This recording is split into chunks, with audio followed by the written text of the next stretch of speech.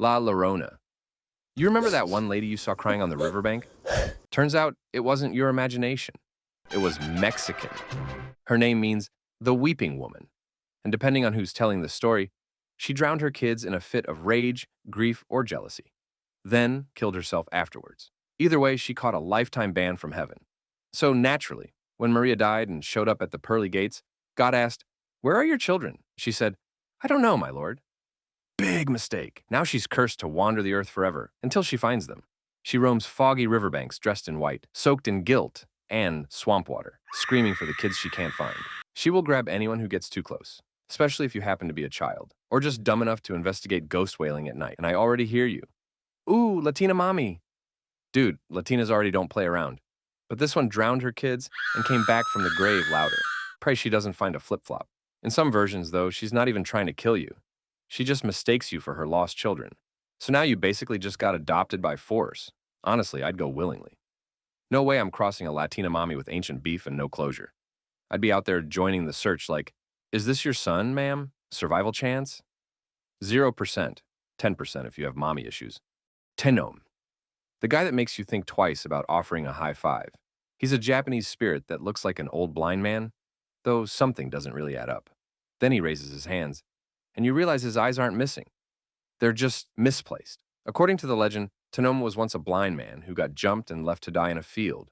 Brutal stuff. As he bled out, he didn't beg for help. He just wanted one good look at the cowards who did it. Said, "I wish I had eyes on my hands." And the universe, being a huge fan of random deals, said, "Bet."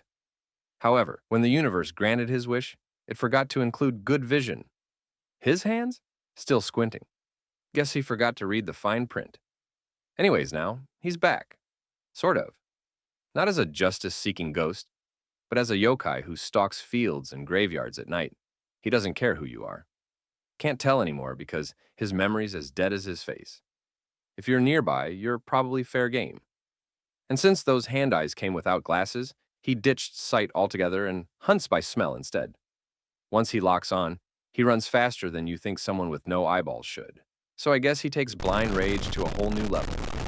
When he finds you, you can probably feel it in your bones. And I mean that in the literal sense, since he tends to slurp them up like juice. Victims are left as nothing but a pile of skin, with the old man magically consuming all the bones from your body. So yeah, the lad definitely has a bone to pick. Survival chance? 4% if you ever spot him. Just turn a blind eye and pretend you saw nothing. It's what he's doing anyway. Kuchisake-Onna. Imagine dying because a ghost asked if she was hot and you didn't hype her up hard enough. Yeah, I could not make that up. She was once married to a samurai, beautiful but a bit toxic. When her husband found out she'd been unfaithful, he mutilated her face, screaming, "Who will think you're pretty now?" And she must have taken that personally, because she came back from the dead with one goal: make everyone answer that question. These days, she hangs around alleyways, usually wearing a mask or scarf. She'll stop you and she'll ask you one question. Am I pretty? When you say yes, she pulls the mask off. Underneath is a mouth torn clean across her face, soaked in blood, jaw stretched into a Joker grin. Then comes the follow-up. Even now? Girl, you're a reanimated corpse with a split face. So, obviously the answer is no. But if you say so, she slashes your face to match hers. Say yes again, she lets you leave, and then follows you home and finishes the job anyway.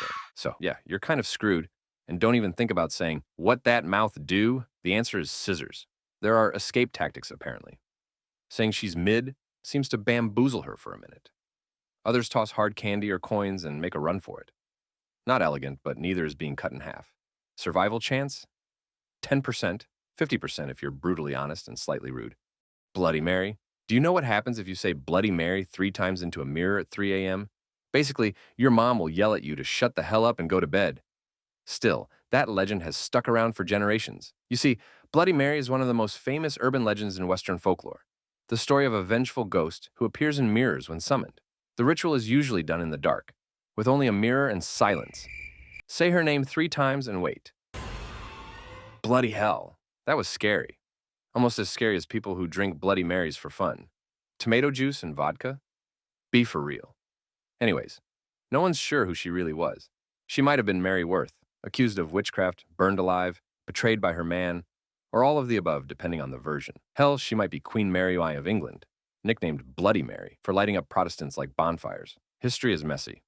Either way, she died pissed and apparently thought, why rest in peace when I can haunt every damn middle school bathroom instead?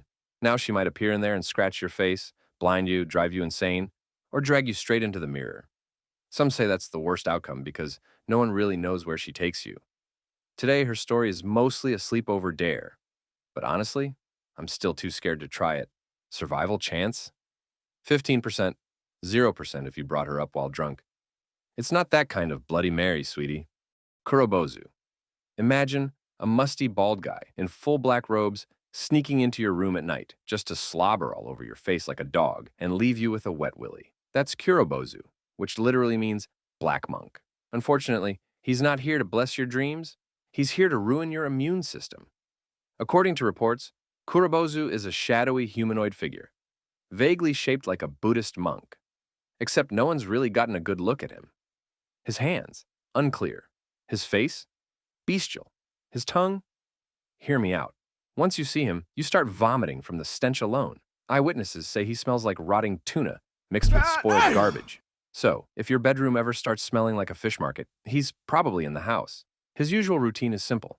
He waits until everyone's asleep, then slides in silently. He creeps up to your bed, leans over, and begins to suck the breath right out of your mouth. Sometimes he even slips his tongue into your ears, too. And while it doesn't leave marks, it does leave a trail of sickness behind.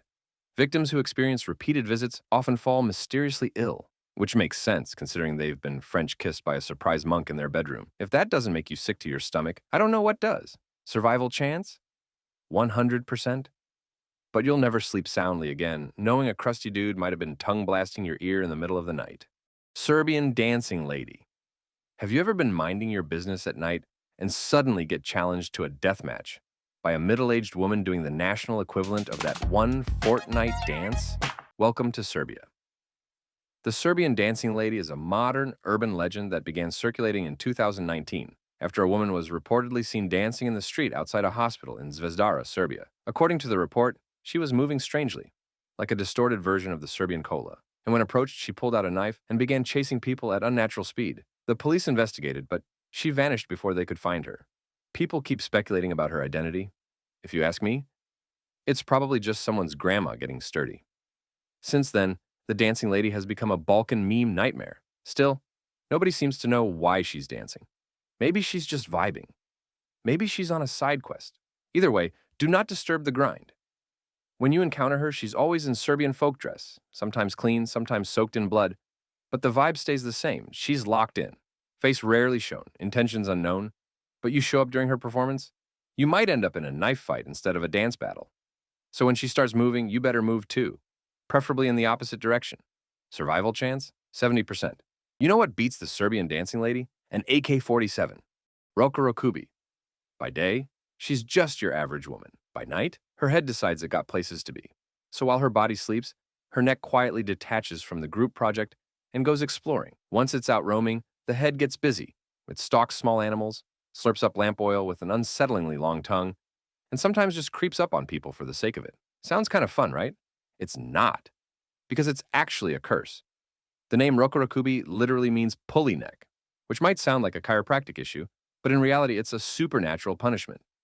Sometimes for cheating, sometimes for being cheated on. Honestly, I can't wrap my head around that, but I'm sure hers can. Some Rokurokubi have no memory of their nightly transformations. They wake up tired and confused, blaming dreams. I wouldn't lose my head over it, but clearly they did. Other Rokurokubi are fully aware. And honestly, you can't hate on that. In older stories, it wasn't even seen as monstrous. Just a soul wandering the night disguised as a floating head. Happens to the best of us. So yeah, she's not Rapunzel. But if you ever yell, "Let your hair down," just pray she didn't hear, "Let your head down." Survival chance? 90%. I think I'm just gonna head out now. El Silban. His name means the whistler. And that's exactly how you know you're about to die. Because when you hear his whistle up close, he's still far away. But when it sounds faint and distant, he's already breathing down your neck. The story goes that El Silban was once a spoiled farm boy who murdered his father for not making him dinner. So naturally, he cooked up the man's guts and fed them to his mom. She was not a fan. In another version, he's a tragic soul who lost his wife and baby and killed his father-in-law in a rage. Either way, someone cursed him, beat him, and unleashed 2 hellhounds on his ass. Now, El Silban's a lanky, 30-foot-tall spirit with a sack of bones roaming the countryside by night. He stalks drunks, cheaters, and literally anyone else who's in the wrong place at the wrong time. He's also known to stop outside homes, unpack his sack of bones, and count them one by one. If everyone inside hears his whistle, they're safe. But if someone doesn't, that silence means they won't live to hear it next year. Supposedly, the only way to survive is with a barking dog, a whip, or a chili pepper. The dogs and whips are tied to his death, so they trigger ghost PTSD. As for the chili, some say he just really can't handle the spice. Survival chance? 13%. Survival drops every time he hits a high note. Ohaguro Betri. I'll explain this one in easy language. From far away, smash. From up close, hard pass. From a distance, she looks like a dream bride. Flawless hair, expensive kimono, just quietly standing alone in the dark near a shrine. If your first thought is, finally, my moment, I regret to inform you, she's already onto you. Because the second you're dumb enough to get close, and let's be honest, it's always men, she turns around, revealing a horrid-looking face that's basically just a blank white dome slathered in thick makeup. No eyes, no nose. Just one giant gaping mouth packed full of pitch-black teeth. That's where her name comes from, Ohaguro Betari, meaning nothing but blackened teeth. And if the hideous, deformed face wasn't bad enough, she starts cackling like a lunatic, leaving you to stumble back. Confidence in shambles. After straight up laughing in your face, she doesn't even give you the dignity to get your shit together. She just keeps standing there, watching you with a grin on her face. Whether you run or freeze, it makes no difference. Her job's already done. However, it appears Bettery has no violent record. Just a long history of traumatized bachelors too embarrassed to admit what happened. So basically, she exists to scare men and get a good laugh. And honestly, she's doing great. Her origins, however, are unclear. Some say she's a prankster yokai. Others say she's the ghost of an ugly woman who couldn't land a husband. Either way, the only thing she's killing is your self-esteem. Survival chance? 100%. But your pride? Permanent damage. Honana. At this point, you're probably saying, great, another mommy ghost. And you're kind of right. Until you realize, I didn't put her in this lineup for fun. Honana, or Bone Woman, isn't your typical sexy spirit. Because once you let her inside, you're basically getting rizzed up by a skeleton. And I'm being dead-ass right now. Because, she's dead. She sneaks into her old lover's house night after night, acting like nothing's changed. Looks like she never got the "till death do us part" memo. At first, the guy's in shock, but that quickly turns to joy, convinced his wife is somehow alive and well. That alone should have been his first red flag, so honestly, he kind of deserves what happens next. You see, there's a price. Each night, she drains a little more of his life force, until he's pale, sick, and slowly dying. It appears he's too blinded by love to notice he's getting energy drained by a smelling corpse. In his defense, even she doesn't know she's a rotting husk. That's what makes it scary. There's no evil plan, just an unstoppable romantic delusion. And the longer she decays, the hotter she somehow gets. But instead of leaving you with a boner, she leaves you with just bones. In the end, only outsiders like servants, friends, and nosy neighbors can see through the illusion and warn him. If they don't, he's got to deal with a grave mistake. Survival chance? 50%. Higher if you grow a backbone and get rid of the corpse. Tsukima-Onna. I used to really enjoy filling holes. Until I found one already occupied.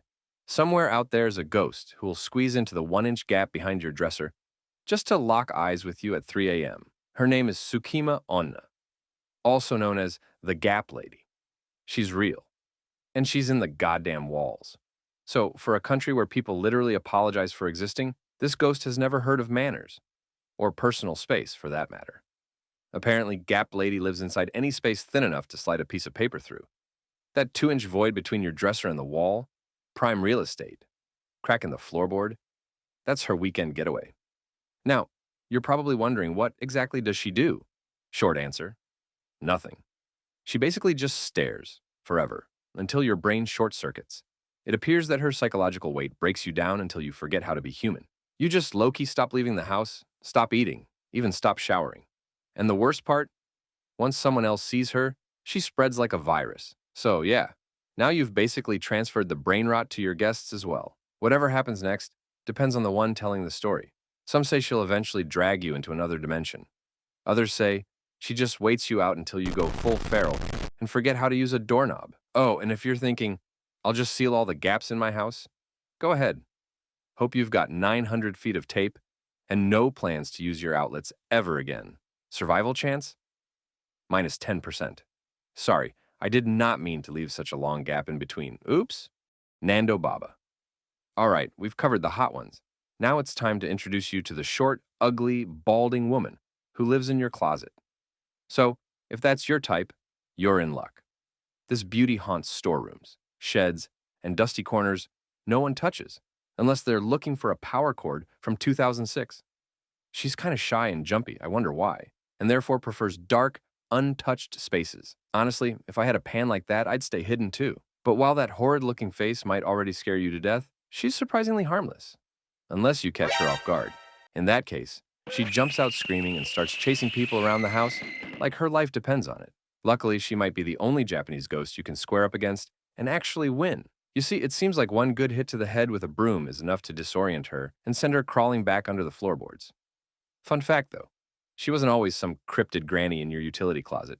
Back in the day, she was probably a household protector spirit, one of many mini-deities assigned to different parts of the home. But once people stopped believing, she got demoted from guardian to closet gremlin. Tough break. Anyways, she doesn't want your soul. She wants your storage space. And maybe some snacks. Survival chance? 100%. Unless your broom breaks mid-battle, then it's 50-50. Taka-Onna. Okay, I may have lied. This ghost isn't exactly freaky. She's just a freak. And not in a good way. At first glance, totally average.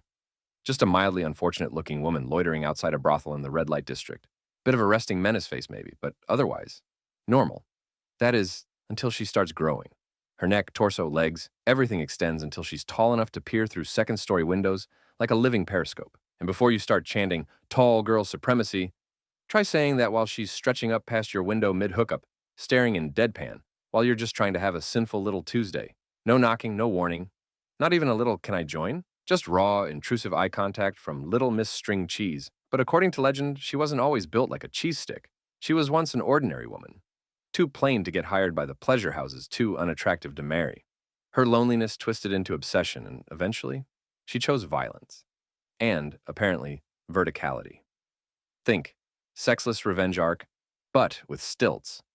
And though she rarely attacks humans physically, she does enjoy scaring and harassing both men and women who frequent the pleasure districts, jealous of the physical pleasures she was never able to know in life.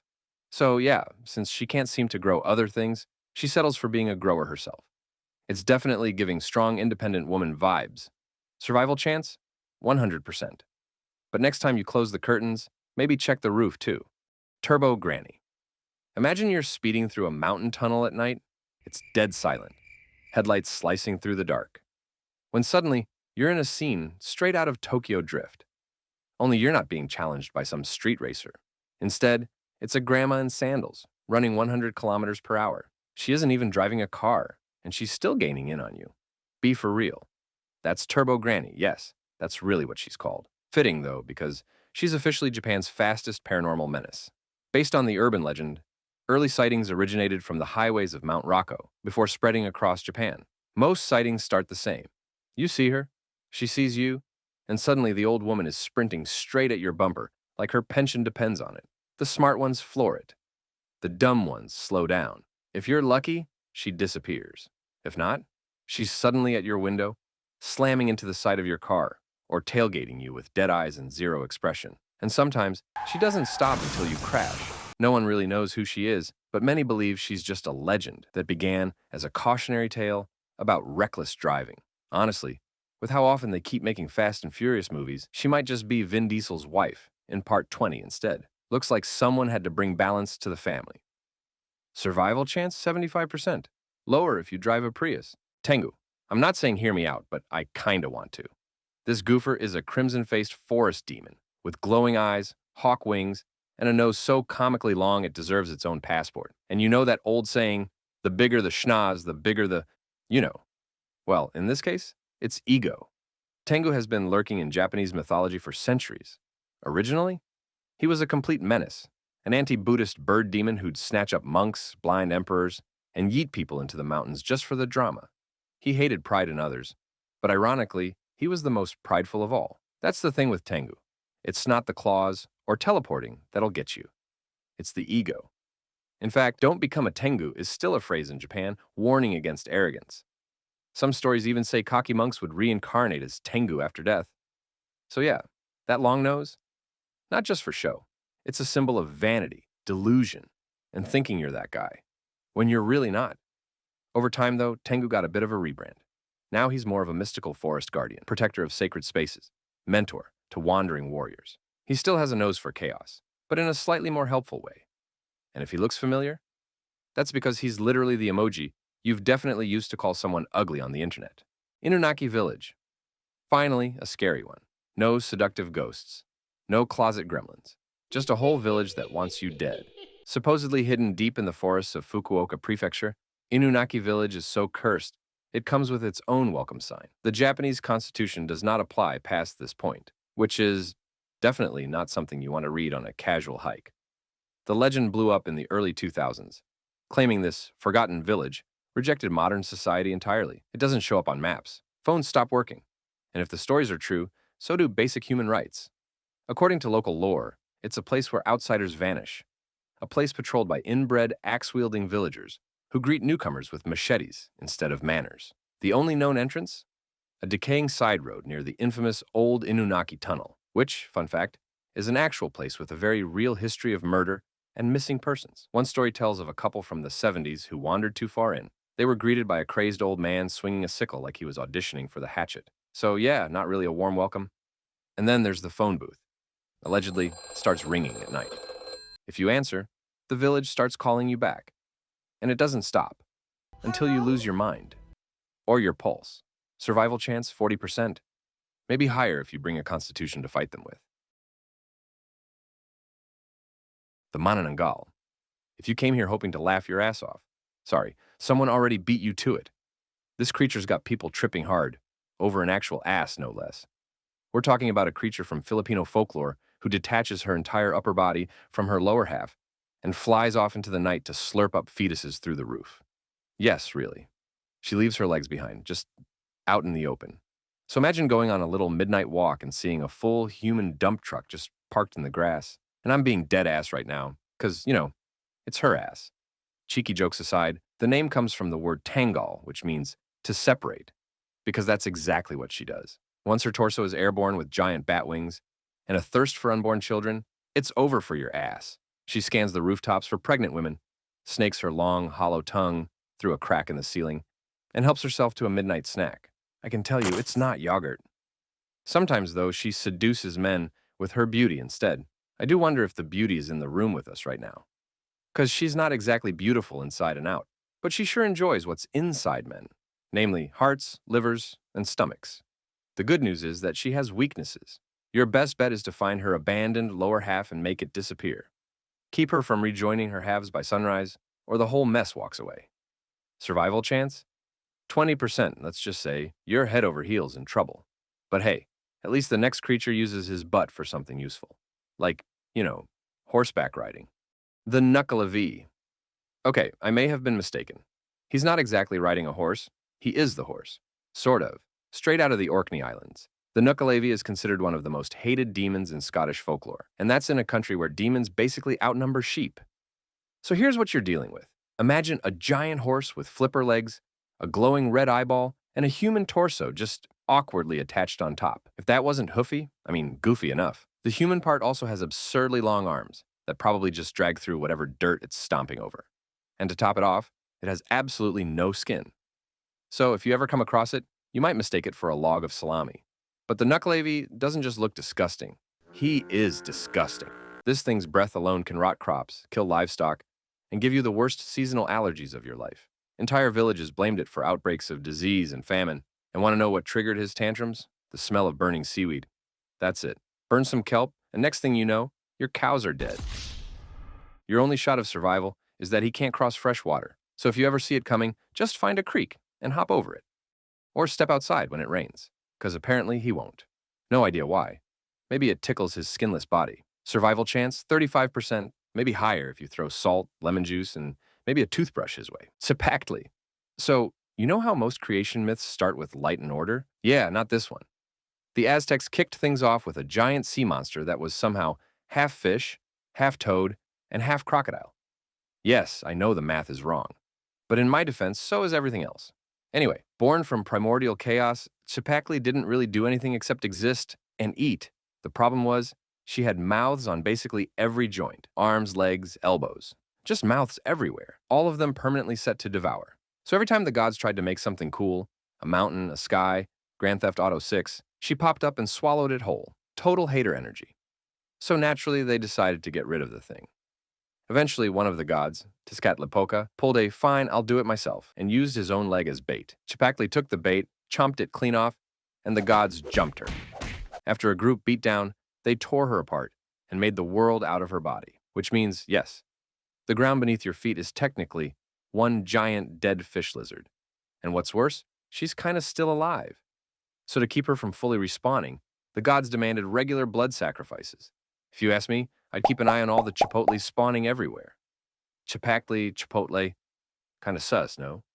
Survival chance, 100%. Unless you skip the blood offering or disrespect her at a taco joint. Krasu, you know Manananggal?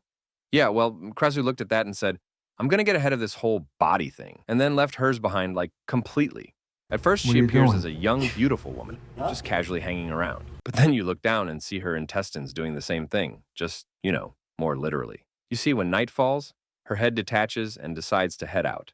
Intestines and organs still fully attached and hanging on for dear life. She was cursed, apparently, usually for something a bit awful like infidelity or murder.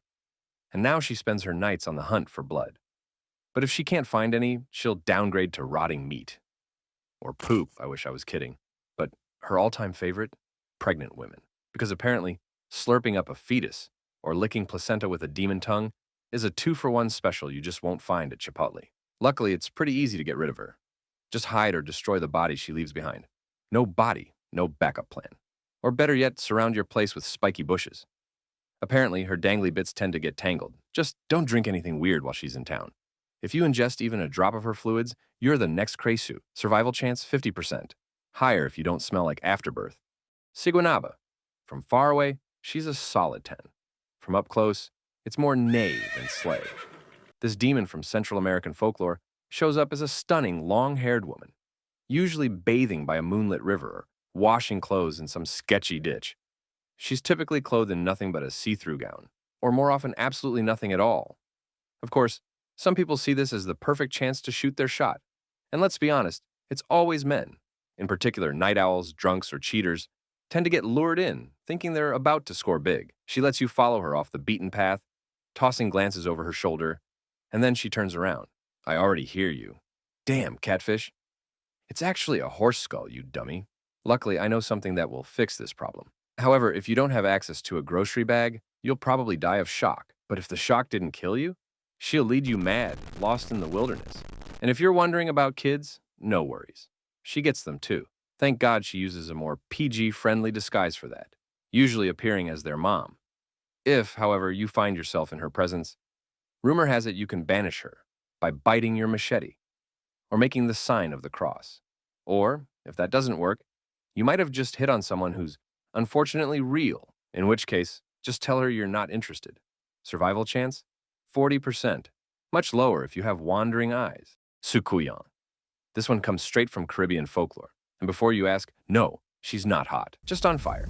Because once the sun sets, she's peeling off her wrinkled skin, folding it neatly into a mortar, and blasting through the sky as a literal fireball. Unfortunately, not that kind of fireball. During the night, she slips through cracks, keyholes, floorboards, basically any opening you forgot to patch up, and drains blood from sleeping victims. How she manages to extract blood while being on fire is unclear. Maybe she's got a straw. If you're lucky, you wake up with some nasty bruises. If not, you're either dead or you wake up as her replacement, which is a tough promotion to explain. And no, the blood's not for snacks. She trades it to a demon named Basil, who lives inside a silk cotton tree and apparently runs some kind of evil rewards program. What does he do with it? No idea. Now here's the fun part. To stop her, you can just throw some rice in her face. Apparently, she's cursed to count every grain before sunrise. So yeah, the phrase "put it in rice" isn't just for phones. Who knew? If you're feeling extra bold, you could find her skin and salt it. That'll lock her out of her body for good. Survival chance, 60%. Lower if you ever sang along to Fireball by Pitbull. Alp. If you suffer from sleep paralysis, you might want to blame this guy. In German folklore, the Alp is a tiny gremlin that sneaks into your room at night, sits directly on your chest, and gives you the worst sleep of your life. As you can't move, you're basically forced to stare into the dark, wondering what the hell is holding you down. And then you spot it. A stupid little magic hat. It's called a tarnkappa, basically a magical beanie that makes it invisible. So if your cat is suddenly rocking headwear, maybe don't assume it's just being quirky. During the day, the alp disappears, but once night hits, it's shapeshifting into pigs, snakes, butterflies.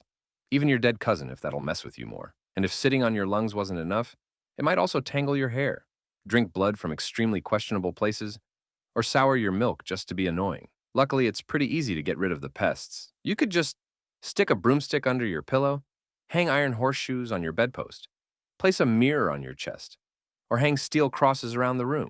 You can even just ask it to come back later for coffee. It'll leave, then show up in the morning, usually as a man with eyebrows, ready to receive its gift. Don't ask about the eyebrows. Apparently, that's just part of the deal.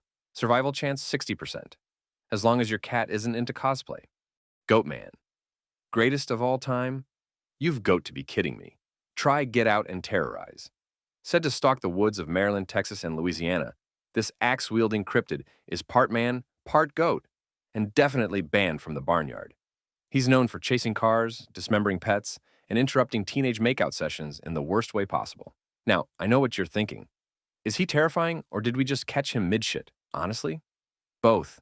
Some say he's just a reclusive old hermit with a goat obsession. Others swear he was once a scientist working at the Beltsville Agricultural Research Center, experimenting on goats until something went horribly wrong. The result is a bloodthirsty goat hybrid with a chip on his hoof and an axe to grind. And if you're the type to greet him with a cheerful, "Thanks, you're the goat, man," that may just be your last words. The thing is, Goatman-type creatures go way back. Ancient Greece had satyrs doing the same weird hoof stuff, just with more wine. And in the US, he's got cousins.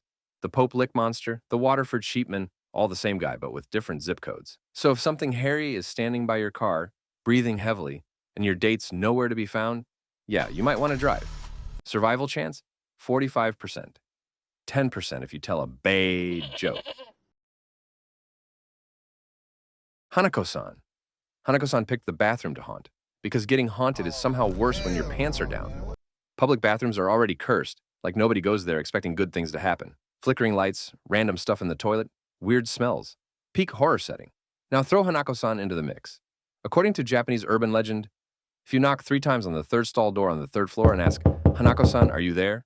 you might get a little, "Yes, I am back." And then it's just you and her. A pale girl in a red skirt and bob haircut, just standing there like she's been waiting all day for someone to ruin. Some stories say Hanako was playing hide-and-seek during a World War II air raid and didn't make it. Others say she got murdered. Others say she was bullied until she couldn't take it anymore. Either way, now she's haunting school bathrooms forever, because even ghosts need to blow up the toilet somehow. Sometimes she just shows her face. Sometimes she grabs you and drags you into the toilet to the underworld. Sometimes a random 3-headed lizard eats you for invading her privacy. And let's be real, you're not winning this fight when your pants are around your ankles. You're about as battle-ready as a soggy tissue. At best, you get jump-scared into therapy. At worst, you're stuck explaining to a 3-headed lizard why you thought using a public restroom at night was a good idea. Survival chance, 3%. Slightly higher if your pants are already up and the door's not jammed. aka Manto. If you thought you could escape Japanese bathroom ghosts by just ignoring Hanako-san, bad news. Here comes Akamanto, and now you get multiple choice death. Imagine sitting in a cold, cracked bathroom stall, mid-bowel movement, when a tall figure wrapped in a flowing red cloak suddenly appears at the door. No face, no mercy. Just one question. Do you want red paper or blue paper? Baby, you got something in your nose. Sniffing that K, did you feel the hole? It sounds stupid until you realize there's no right answer. Say red and he'll leave you in a pool of your own blood. Walls painted, floors slick. Say blue and you feel the air drain from your lungs as you're strangled out slowly, your body crumpling like wet paper. Try to outsmart him and pick another color? Doesn't matter. You disappear without a trace. It's not a choice, it's an execution. The legend started back in the 1930s, probably from the fear of faceless authority or just pure bathroom-based existential dread. And really, Akamanto isn't just some mindless killer. He's patient. He waits until you're stuck, isolated, half-dressed, and completely helpless. Then he gives you an illusion of control before he ends you anyway. And honestly, if some faceless demon asks you a multiple-choice question mid-bathroom break, maybe it's not a test you want to pass. Survival chance, 0%. The house always wins. But when it asks, subscribed or not, say yes, and watch your survival chance go up by at least 1%. Maybe? Gashado Kuro. Picture a skeleton the size of a skyscraper, stitched together from the bones of people who died on battlefields or from starvation. Not exactly a happy group project. The name means rattling skull, and that's exactly what it does. Gachi gachi, the sound of chattering teeth and grinding bones echoing through the night.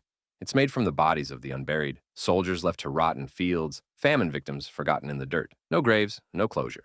Just bitterness, compacted into a 50-foot pile of skeletal vengeance. But these aren't just vengeful bones. According to legend, they're angry spirits, hungry ghosts, too mad to move on. Their hatred simmers until it literally fuses their bones together into one enormous yokai. Once enough bones and resentment gather in one place, the result is Gashadokuro, a skeletal kaiju that wanders the countryside at 2 a.m., looking for humans to crush or bite clean in half. And no, you won't survive. This isn't a Brenda from Scary Movie moment where you realize it's just bones and start roasting it. You're not taking its head. You're becoming part of the next one. Survival chance is 0%. Pray it steps on you fast and doesn't pause to snack. Teke Teke. Legend says Teke Teke is the ghost of a schoolgirl who fell or was pushed onto train tracks and got sliced clean in half. The official cause? Train. The unofficial cause? Pure cruelty. Now she's just torso. No legs, no patience. Just pure, fast-moving fury. You'd think not having legs would slow someone down, but no. Tek drags herself across the ground at breakneck speed, elbows grinding against concrete, nails scratching down walls, moving so fast she can catch a sprinting human in seconds. Picture it. You're walking home, streetlights buzzing, and you hear a sharp scraping noise coming faster and faster. You turn around, too late. She's already launched at you, rusty scythe in hand, ready to slice you in half, just like her. No talking, no riddles. Just instant game over. People say you can survive if you outrun her, but honestly, she's clocking Olympic speeds. You, meanwhile, are trying not to trip over your own fear. Not a great matchup. There's a slim chance if you answer her questions right. Like what her name means. Tek is the sound of her dragging. But if you panic and say something dumb like, subway surfers? She's still cutting you in two. Best advice? Move like your rent depends on it. Survival chance, 2%. And that's assuming you already have a backup torso ready to go. Hachishaku-sama. Meet Hachishaku-sama, which literally translates to 8 feet tall, because nothing says you're about to be unalived, like a ghost that can probably dunk on you mid-abduction. She's a towering woman in a white dress, face hidden under a wide-brimmed hat, arms too long, presence all wrong. Sometimes you'll catch a flicker of glowing red eyes, sometimes just a shadow where a face should be. Her trademark sound is po, po, po, this broken, glitched-out whisper that sounds like it's your ex calling at 3 a.m. Not to apologize, just to remind you, they still exist, and you'll never be free. The legend started in rural Japan. Kids disappeared. Locals said she was taking them. Priests tried sealing rituals. Some families fled towns completely. Didn't help. Once she picks you, she just starts showing up. Far away at first, then closer. Outside your window. End of the hallway. In the mirror. Behind you. Never rushing. Just existing. Unstoppable. She doesn't run. Doesn't need to. Hachishaku-sama operates on inevitability. The more you panic, the more power she has. Some say she mimics the voice of people you trust. Others say she erases all trace of her victims. Once you hear that sound, you're not surviving. You're disappearing. Fun fact, she partly inspired Lady Dimitrescu in Resident Evil 8. So basically, the only good thing Hachishaku-sama ever gave humanity was a 9-foot vampire lady. After that, nothing but missing person reports. Survival chance, 0%. You don't run from her. You just run out of time. Joragumo, also known as the woman spider, and the proof that trusting hot strangers in remote places is still a bad idea. In Japanese folklore, she's an animal spirit. Specifically, a spider that stayed alive just long enough to turn into a walking red flag with fangs. In ancient Japan, people believed that when an animal lived long enough, it could gain magical powers and transform into a yukai. Joragumo is one such yukai, a spider that grew old, got powerful, and decided to spend her immortality seducing men and turning them into a cocooned turd. She looks like your standard mysterious baddie from the waist up. Elegant, soft voice, nice hair, but the bottom half? Full Joro spider. Long legs, hairy, and the deeply unpleasant realization that this thing has 8 ways to ruin your week. Joragumo doesn't attack openly. She seduces, she charms, she invites men into quiet places and lets them think they're lucky. Then she wraps them in silk, injects a slow-burning venom, and watches them die gradually. Honestly, good for her. She doesn't work alone either. She can summon other spiders to deal with nosy neighbors, and in some stories, she commands fire-breathing spiders to burn down entire homes if someone starts asking too many questions. And despite her whole spider MILF situation, she doesn't live in a random forest. Legends say she lives in cities now, blending in, renting apartments, living in plain sight while her web fills up with people no one's asking about. Survival chance, 15%? Higher if you're into personality over looks. And if you swipe left on everything with more than 2 eyes, economy. You thought I was done with bathroom monsters, huh? Well, think again. Picture this. It's late. Your bathroom's a little neglected. You flip on the light and there it is. A child-sized greasy goblin with mold-colored skin and a tongue long enough to double as a scarf. That's akaname, which translates to filth liquor. Because who cares about subtlety? It's a yokai that exists purely to shame you for not scrubbing behind the toilet. They only show up in the nastiest places. Think abandoned bathhouses, filthy toilets, your bathroom. They're small, hunched, skin greasy like day-old bacon, and they probably smell like wet fungus. Proudly. Some have one eye, some have two, some have 5 toes. Either way, none of it's comforting. What is, though, is that they don't attack. They just slurp up the sludge, mold, hair, and God knows what that's growing in your bathroom corners. Akanami don't show up in clean homes, like at all. They're yokai with standards, just very specific ones. Think of them as gremlin bathroom critics. If you see one, it's not a haunting. It's a hygiene review. Survival chance, 100%, but emotional recovery, 0%. You'll never feel clean again knowing a slime goblin might have been French kissing your bathtub at 3 a.m. Tomino's Hell. Sometimes the scariest thing isn't a monster. It's a sentence. Tomino's Hell is a poem written in 1919 by Saijo Yaso, tucked inside a collection called Saken, or Gold Dust, which is ironic because nothing about this poem sparkles. It follows a boy named Tomino as he descends into a personal hell, bleeding, crying, dragged through darkness with no end, no guide, no comfort. According to legend, you can read it in your head, but if you read it out loud, something hears you, and it doesn't like being summoned. The curse became infamous online, especially in Japanese forums. People dared each other to recite it. Some posted videos. Some said nothing happened. Others just stopped posting. And that's the scariest part. It's not instant. It just starts. Headaches, accidents, nightmares. A string of bad luck that slowly escalates until you're standing in the dark, realizing maybe Tomino isn't fictional. Maybe he's just next. And the artwork most often linked with it? A painting called I Can No Longer Be a Bride by Yuko Tatsushima, created after a real-life trauma. Just to really hammer home that the energy around this poem is cursed from every angle. Survival chance, 50%, lower if you read it with confidence. Higher if you burn the poem and forget this ever came up. All right, guys, you survived Japanese urban legends. Please leave a like, subscribe, and maybe clean your bathroom just in case.